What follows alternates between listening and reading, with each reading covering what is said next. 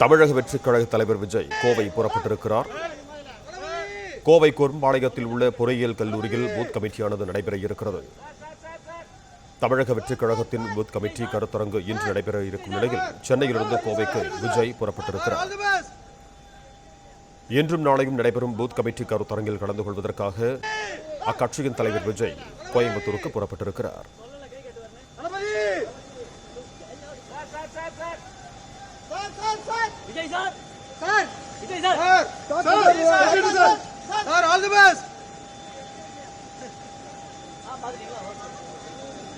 இது குறித்த கூடுதல் விவரங்களோடு இணைகிறார் எமது செய்தியாளர் வினேஷ் சரவணன். வணக்கம் வினேஷ், உங்களிடம் இருக்கும் தகவல் சொல்லுங்கள்.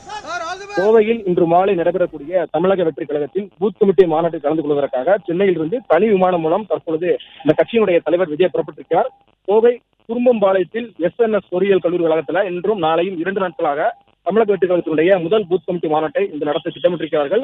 தமிழக சட்டசபை தேர்தலுக்கு ஓராண்டு இருக்கக்கூடிய நிலையில தேர்தலை எதிர்கொள்ளும் வகையில் பூத் கமிட்டி அமைப்பதில் தமிழக வெற்றி கழகம் கடந்த ஓராண்டாகவே மும்முரம் காட்டி வருகிறார்கள். முதற்கட்டமாக இன்று கோயம்புத்தூர் மேற்கு மண்டலமான கோவையில முதல் பூத் கமிட்டி மாநாட்டை நடத்த இருக்கிறார்கள். அடுத்த கட்டமாக மேற்கு, மத்திய, தெற்கு, வடக்கு, டெல்டா என 5 மண்டலங்களை பிரித்து பூத் கமிட்டி மாநாட்டை நடத்த திட்டமிட்டிருக்கிறார்கள். தமிழகம் முழுவதும் பரவலாக தமிழக வெற்றி கழகத்தினுடைய 120க்கும் மேற்பட்ட மாவட்ட செயலாளர்கள் நியமனம் செய்து தொடர்பாக ஏற்கனவே கட்சியினுடைய நிர்வாகிகளுக்கு பல அறிவிப்புகள் வழங்கியிருக்கிறது.